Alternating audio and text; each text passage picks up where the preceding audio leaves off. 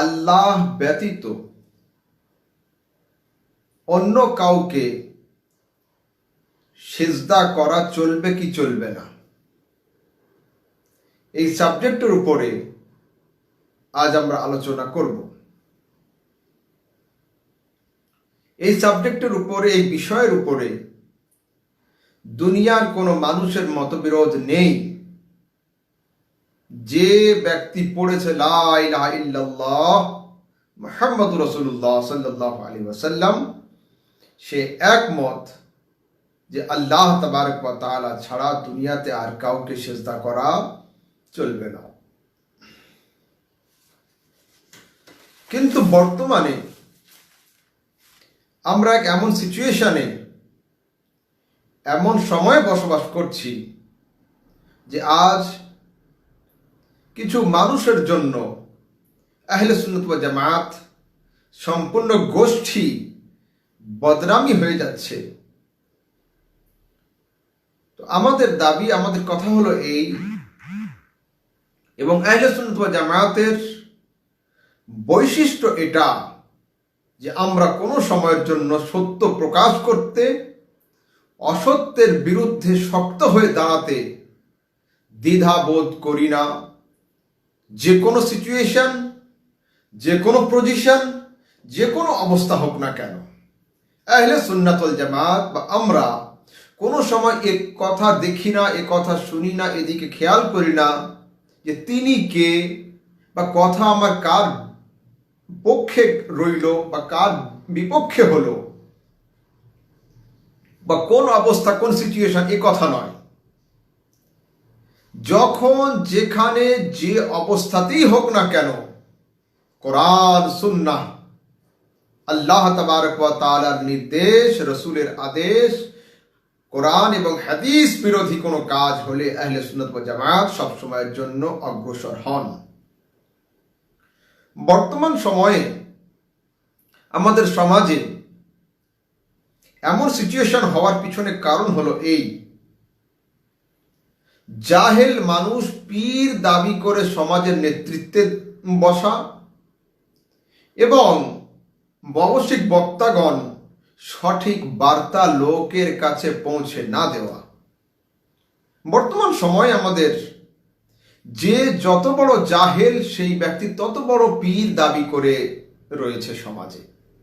আমাদের সুন্নিয়ত, আহলে সুন্নাত ওয়াল জামাত হক মতপথকে 50 বছর পিছিয়ে রেখেছেন দুই ক্যাটাগরির মানুষ। এক জাহেল পীর, দ্বিতীয় ববশিক বক্তা। এই দুই ক্যাটাগরির মানুষ তারা আহলে সুন্নাত ওয়াল জামাতকে নষ্ট করেছে এবং পিছিয়ে রেখেছে প্রায় 50 বছর।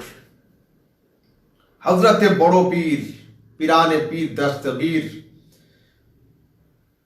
আব্দুল কাদের জিলানী রাহমাতুল্লাহ তাআলা আলাইহি তিনি বলছেন, দারাসতুল ইলমা হাত্তা সিরতু কুতবান, আমি ইলম অর্জন করেছি, ইলম অর্জন করতে করতে আল্লাহ তাবারক ওয়া তাআলা আমাকে কুতুব করেছেন। তো দুনিয়ার সবচেয়ে বড় পীর গৌস, আল্লাহু আকবার, তিনি যদি ইলম অর্জন করার পরে মানসাবে কুতবিয়ত এবং দরজায় কুতুব পর্যন্ত পৌঁছন, আজ আমি আপনি কে? আমাদের কি ভ্যালু আছে সমাজে? আজ আমরা না এডুকেশনের সঙ্গে যুক্ত, না এক লাইন হাদিস পড়তে পারি, না কোরআনের একটা আয়াত শুদ্ধভাবে তেলাওয়াত করতে পারি, কিন্তু আজ আমরা সমাজের পীর হয়ে বসে রয়েছি। আল্লাহ তাবারক ওয়া তাআলা এই সমস্ত জাহেল, ববশিক, ভণ্ডদের থেকে দ্বীন ও সুন্নিয়াতকে এবং আমাদেরকেও বাঁচিয়ে রাখেন। আসুন মূল সাবজেক্টের দিকে যাই। আমি বলছি এখন পর্যন্ত সমাজে এখনো পরিবর্তন আসতে পারে, এর জন্য কাজ করতে হবে উলামায়ে কেরামদেরকে। কি কাজ? সঠিক কথা, সঠিক বার্তা সঠিক সময়ে লোকের কাছে প্রকাশ করতে হবে। এটা হতে পারে সঠিক কথা বলার জন্য সাময়িক কালের জন্য আপনার আশেপাশ থেকে কিছু মানুষ সরে যাবেন, আপনার পিছন ছেড়ে দিবেন, আপনি ভয় করবেন না। সূর্যের সামনে সূর্যকে ঢাকা দিয়ে দেয় মাঝে মধ্যে মেঘে, কিন্তু মেঘ সারা জীবন সূর্যকে ডেকে রাখতে পারে না। কিছু সময় পরে মেঘ সরে যায়, সূর্য আস্তে আস্তে তার রোশনি আবার জগৎবাসীকে দান করতে থাকে। আর কিতাবের মধ্যে আসছে, আল জামাআতু মা ওয়াফাকাল হক ওয়ালাউ কুনতা ওয়াহদাক। সত্য কথা বলতে গিয়ে যদি দুনিয়ার সমস্ত মানুষ আপনার সাইড ছেড়ে দেয়, কেউ যদি আপনার সঙ্গ না দেয়, তা আপনি ভয় করবেন না। আল ওয়াহিদু আলাল হক হুয়াল জামাআহ। সত্য কথা যদি একাই দাঁড়িয়ে বলেন, তা আপনি একা থাকলেন না, আপনি দলের অন্তর্ভুক্ত হলেন। আপনি ভয় করবেন না যে আপনি একা, আল্লাহও আপনার সাথে, আল্লাহর নবীও আপনার সাথে। সেহেতু সত্য কথা সব সময়ের জন্য প্রকাশ করুন। আর রিওয়ায়াতের মধ্যে আসছে, আস-সাকিতু আনিল হক শায়তানুন আখরাস। সত্য কথা বলতে যে দ্বিধাবোধ করে ওকে গোগা শয়তান বলা হয়। সেই জন্য খবরদার এমন কাজ করবেন না। সত্য দিন, সত্য কথা, মসলাকে আলা হযরতের হাক্কানিয়াতকে মানুষের সামনে প্রকাশ করুন। আলহামদুলিল্লাহ, সত্য কথা বলতে আমরা কেউ পিছিয়ে নেই, হক জিনিস প্রকাশ করতে আমরা কেউ পিছিয়ে নেই। এ আজ নয়, হযরতে মুফতি আজম বাঙ্গাল তার লেখা সুন্নি জাগরণ পত্রিকায়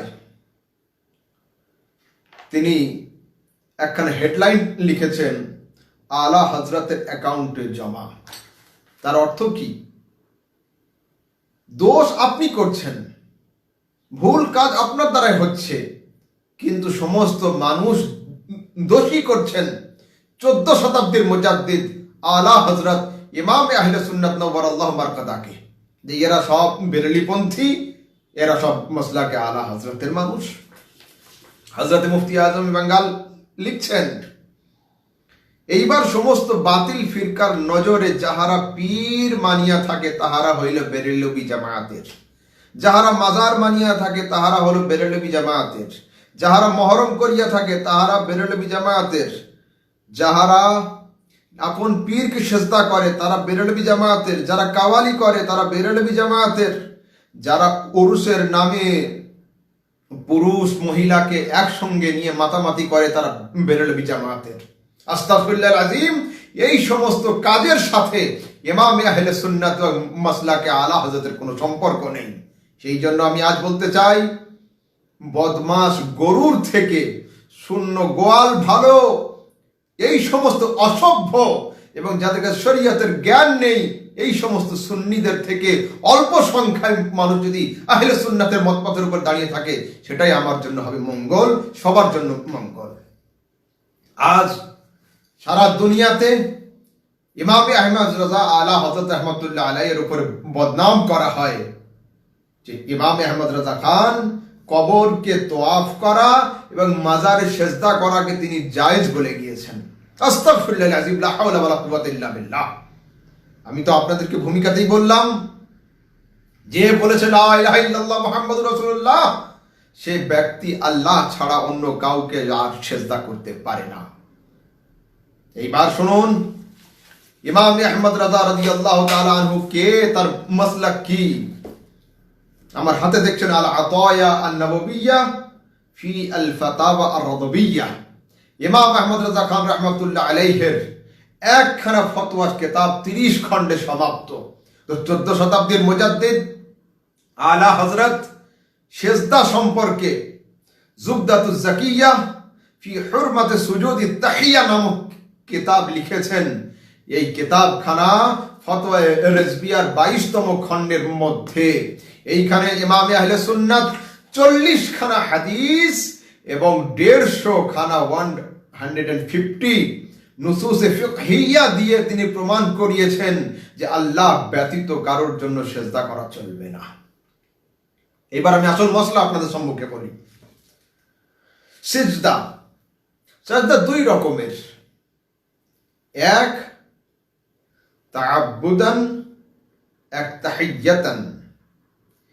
এক রকমের সেজদা হলো আল্লাহ, এক রকম সেজদা হলো ইবাদতের উদ্দেশ্যে, কাউকে উপাস্য মনে করে কাউকে ইবাদত যদি কারো করা হয়, এ এক সেজদা। আরেকটা সেজদা হলো এই সেটাকে বলা হয় সিজদায়ে তাজিমি, সুজুদে তাহিয়া, তাজিমান তাকরিমান, কাউকে সম্মান অর্থে সিজদা করা। আলহামদুলিল্লাহ, আমরা মাসলাকে আলা হযরতের মানুষ, ইমামে আহলে সুন্নাত এবং মাসলাকে আলা হযরত আমাদের চোখের চশমার গ্লাসের থেকেও ক্লিন। মাসলাকে আলা হযরতের মধ্যে কোনো শিরক এবং বিদআতের কোনো জায়গা নেই, এবং ইমামে আহলে সুন্নাত তিনি মুবতাদি ছিলেন না, বরং তিনি বিদআতকে নসরতকারী ছিলেন। শুনুন, আলা হযরত রাহমাতুল্লাহ তাআলা আলাইহি 40 খানা হাদিস, 150 খানা নুসুসে ফিকহিয়া থেকে প্রমাণ করেছেন সিজদা করা চলবে না। এই বিষয়ে তো কোনো মতবিরোধ থাকার কথা নয়। যে ব্যক্তি লা ইলাহা ইল্লাল্লাহ মুহাম্মাদুর রাসূলুল্লাহ বলেছেন, সে ব্যক্তি এই কথার উপর অটল, সিজদা একমাত্র আল্লাহর জন্য হবে, অন্য কারোর জন্য হবে না। কিন্তু বর্তমানে আমাদের সমাজে কিছু জাহেল, মূর্খ, আনএডুকেটেড, না জানেন হাদিস, না জানেন কোরআন, তারা সুফি দরবেশ সেজে আপন মুরিদদেরকে নিয়ে সিজদা করাচ্ছেন। শুনুন, আমি আলা হযরত রাহমাতুল্লাহ আলাইহির কথা আপনাকে প্রকাশ করলাম। এইবার আমি কোরআন শরীফ থেকে দেখাই। পারা নম্বর 17, সূরা নম্বর 22, আয়াত নম্বর 77, আল্লাহ পাক বলেন, ইয়া আইয়ুহাল্লাযীনা আমানু রুকউ ওয়াসজুদু ওয়া'বুদু রাব্বাকুম, হে ঈমানদারগণ, তোমরা রুকু করো, সিজদা করো, ইবাদত করো, রাব্বাকুম, একমাত্র তোমাদের রবের জন্য। আবার আল্লাহ তাবারক ওয়া তাআলা পারা নম্বর 24, সূরা নম্বর 41, আয়াত নম্বর 37 এর মধ্যে বলছেন, ওয়া মিন আয়াতিহি আল-লাইলু ওয়ান-নাহারু ওয়াশ-শামসু ওয়াল-কামার লা তাসজুদু লিশ-শামসি ওয়ালা লিল-কামার উসজুদু লিল্লাহ। সূর্য এবং চন্দ্রকে তোমরা সিজদা করবে না, সিজদা হবে কেবলমাত্র আল্লাহর জন্য। আল্লাহ তাবারক ওয়া তাআলা পারা নম্বর 27, সূরা নম্বর 53, আয়াত নম্বর 62 এর মধ্যে বলছেন, ফাসজুদু লিল্লাহি ওয়া'বুদু, তোমরা আল্লাহকে সিজদা করো এবং তারই ইবাদত করো। সিজদা মূলত দুই ভাগে বিভক্ত। এক হলো সিজদা ইবাদতের জন্য, এক হচ্ছে সম্মানের জন্য। ইবাদতের জন্য সিজদা অন্য কাউকে করা কুফর বা শিরক।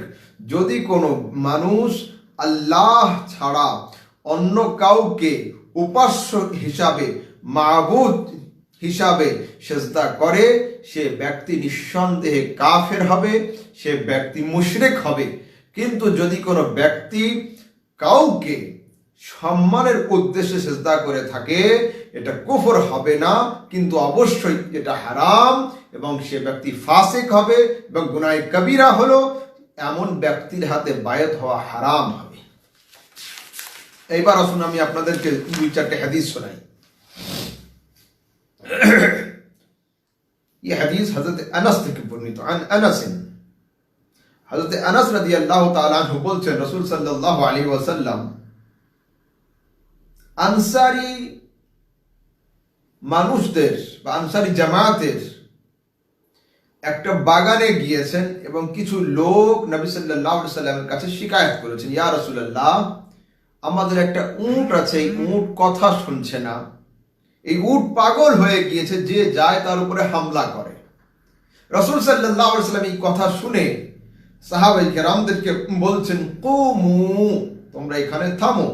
ফাকামু, রাসূল সাল্লাল্লাহু আলাইহি ওয়াসাল্লামের আদেশ পেয়ে সাহাবায়ে কেরামগণ আপন জায়গায় দাঁড়িয়ে গিয়েছেন। ফাদাখাল আল হাইতা, রাসূল সাল্লাল্লাহু আলাইহি ওয়াসাল্লাম উটের গোয়ালের ভিতরে প্রবেশ করেছেন। ওয়াল জামালু ফি নাহিয়াতিন, এবং বড় গোয়ালের একদিকে উট দাঁড়িয়ে রয়েছে। ফামাশান নবী সাল্লাল্লাহু আলাইহি ওয়াসাল্লাম নাহওয়াহু, রাসূল সাল্লাল্লাহু আলাইহি ওয়াসাল্লাম উটের দিকে জোর কদমে হেঁটে আগাচ্ছেন। ফাকাল আল আনসার, সঙ্গে সঙ্গে আনসার সে বলছে, ইয়া রাসূলুল্লাহ, ক্বাদ সারা মিথলাল কালব, হে আল্লাহর রাসূল, এই উট পাগল কুকুরের ন্যায় হয়ে গিয়েছে। নাখাফু আলাইক, আমরা ভয় পাচ্ছি যে সে পাগলামিতে আপনার উপরে হামলা না করে দিয়ে দেয়। আল্লাহু আকবার, আল্লাহু আকবার। কিন্তু রাসূল সাল্লাল্লাহু আলাইহি ওয়াসাল্লাম আনসারের কথা না শুনে তিনি পাগল উটের দিকে এগিয়ে যাচ্ছেন, অগ্রসর হচ্ছেন রাসূল সাল্লাল্লাহু আলাইহি ওয়াসাল্লাম। সুবহানাল্লাহ। হাদিসের মধ্যে আসছে ফালাম্মা নাযারাল জামালু ইলা রাসূলিল্লাহি সাল্লাল্লাহু আলাইহি ওয়াসাল্লাম আকবালা নাহওয়াহু হাত্তা খাররা সাজিদান বাইনা ইয়াদাইহি। রাসূল সাল্লাল্লাহু আলাইহি ওয়াসাল্লামকে দেখে এই উট দৌড়ে নবীর দিকে আসতে আরম্ভ করলো। এসে নবীর উপরে হামলা করা দূরের কথা, রাসূল সাল্লাল্লাহু আলাইহি ওয়াসাল্লামের সামনে রাসূলকে সম্মানার্থে সিজদায় পড়ে গিয়েছিল। আল্লাহু আকবার। فقال له اصحابه يا رسول الله। এই উট যখন চতুষ্পদ জন্তু যখন রাসূল সাল্লাল্লাহু আলাইহি ওয়াসাল্লামকে সিজদা করলো, তখন রাসূল সাল্লাল্লাহু আলাইহি ওয়াসাল্লামের সঙ্গীগণ তার সাহাবাগণ বলছেন, হে আল্লাহর রাসূল, হাযিহি বাহিমাতুন, এ তো চতুষ্পদ জন্তু, এর কাছে বিবেক নেই, বুদ্ধি নেই, ব্রেন নেই, মস্তিষ্ক নেই, এর কাছে জ্ঞান নেই। এ যদি আপনাকে সিজদা করে তো আমরা তো বিবেকবান, আমাদের কাছে বুদ্ধি আছে। নাহনু আহাক্কু আন নাসজুদা লাক, আমরা তো এই চতুষ্পদ জন্তুর থেকে বেশি হকদার যে আমরা আপনাকে সিজদা করব। রাসূল সাল্লাল্লাহু আলাইহি ওয়াসাল্লাম কি বলছেন? লা ইয়াসলাহ লিবাশারিন আন ইয়াসজুদা লিবাশার, খবরদার, এটা ঠিক নয় যে কোনো মানুষ কোনো মানুষকে সিজদা করবে। যদি কোনো মানুষ কোনো মানুষকে সিজদা করা জায়েজ হতো, বৈধ হতো, লা আমারতুল মারআতা আন তাসজুদা লিজাওজিহা, তাহলে আমি নবী সমস্ত স্ত্রীকে নির্দেশ করতাম যে তারা যেন তার স্বামীকে সিজদা করে। আল্লাহু আকবার।